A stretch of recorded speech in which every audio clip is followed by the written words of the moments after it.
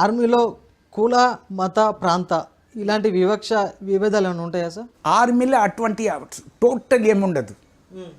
ఆర్మీలో ఎన్ని మంది మేము ఉన్నాము, ఏ క్యాస్ట్ అని ఎవరు అడుగారు, ఏ క్యాస్ట్ అని ఏమీ లేదు. ఆ గుడి పోయినా, చర్చ్ పోయినా, మస్జిద్ పోయినా ప్రతి ఒక్కళ్ళు వాళ్ళ దీంట్లో ఇది ఉంటారు, అందరు పోయి జాయిన్ అవుతారు.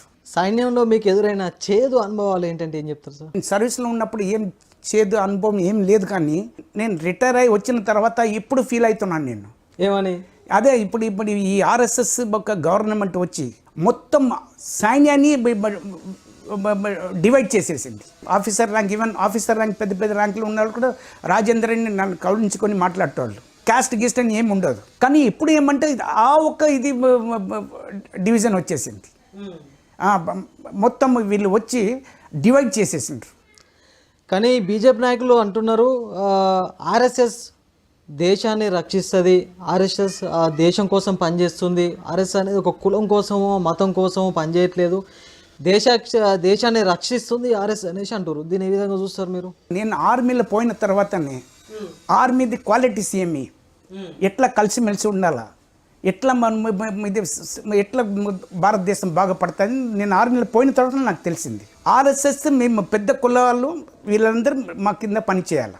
అది నేను గ్రహించిన. నేను 10th క్లాస్ స్టూడెంట్. నేను 1968లో ఆ రోజుల్లో ఈవి రామస్వామి పెరియర్ ఇక్కడ ట్రిమ్లగిరి లాల్ బజార్లో వచ్చిండు. ఆయన వచ్చి గుడి ముంగటనే ఒక పెద్ద మీటింగ్ వేసిండు. I'm present at that meeting.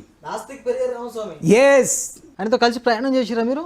ప్రయాణం చేసిన విన్నాను నేను మీటింగ్. నేను 10th క్లాస్ స్టూడెంట్. ఆయన ఏజ్ అప్పుడు 86. ఈవి రామస్వామి పేరు ఇద్దరు పట్టుకొని తీసుకొచ్చి ఆయన ఇట్లా ఇట్లా కూర్చోపెట్టిండ్రు. కూర్చోపెట్టి ఆయన వచ్చి అని ఒకటి మాట చెప్పిండ్రు, ఏమంటే దయచేసి బ్రాహ్మణ్స్ ఎవరైనా ఉంటే ఇక్కడ లేచి వెళ్ళిపోండి, ఒకవేళ సత్యం మీరు వినాలంటే మీరు కూర్చోండి. అక్కడి నుంచి ఆయన మొదలుపెట్టిండి మీటింగ్. ఆయన మొదలుపెట్టి మీటింగ్ తర్వాత మొత్తం ఆయన చెప్పిండు 23 ఇయర్స్ ఆయన ఒక సాధు లేక లైఫ్ లీడ్ చేసిండు. ఆయన 23 ఇయర్స్ మొత్తం నేను ఒక సాధువుగా ప్రతి టెంపుల్లో పోయి నేను పూజ చేసుకొని ఒక్క టెంపుల్ కూడా భారతదేశంలో వదిలేదు.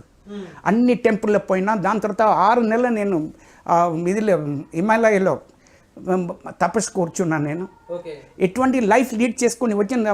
దాని తర్వాత నేను బయట ఎందుకు వచ్చినా అంటే ఇదన్నీ వీళ్ళు మోసం చేస్తున్నారు. అందుగురించి ఆయన వచ్చి ఏం చెప్తాను, దేవుడే లేదురా, దేవుడు గుడి